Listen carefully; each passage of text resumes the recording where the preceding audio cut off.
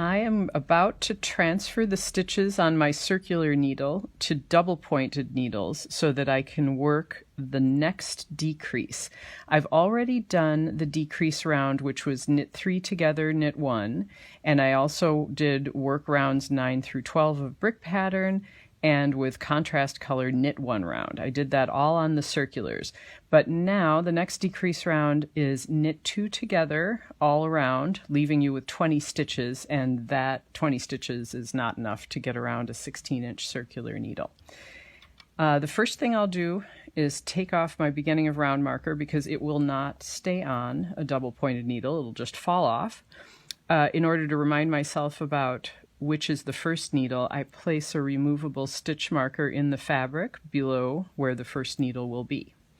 And now I'm going to start to slip these stitches onto a double point. You want to slip them purlwise so that you won't twist them.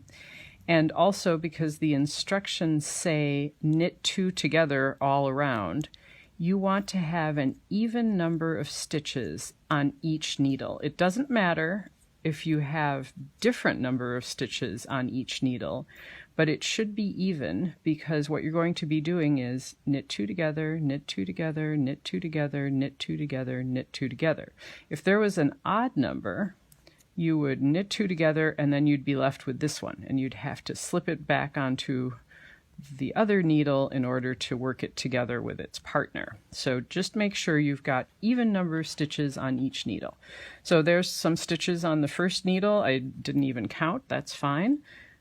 Turn a little bit so that I can get to these stitches. Just push them up to the tip of the circular needle so they're easy to slip onto the double point, and just move some onto the double point. Make sure you've got an even number of stitches. I need one more. And now the third one. This is my preference to do to have the stitches on 3 needles and use a 4th needle to work them. You could put the stitches on 4 needles and use a 5th needle to work them. That's fine. It doesn't matter. It works either way. I just like to have not all the needles in the world on my project.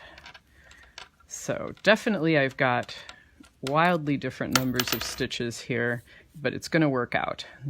Just make sure I've got an even number on this one as well, and I do. So great. Now I'm going to work the first round. I've got my yarn here. It's coming off of this needle. That means I will be working into this needle, the one that is just to the left of the needle that has the yarn attached. And with my empty needle here, my 4th needle, I'm going to knit 2 together and knit 2 together and knit 2 together. Whoop. Knit 2 together. And here's the last pair on this needle. Now I have a new empty needle. I'll put that into my right hand, turn the work just a little bit, and start to knit 2 together on needle number 2. Now, the pattern ends with this round and gets you down to 20 stitches and then says cut yarn, draw yarn through remaining stitches, pull tightly.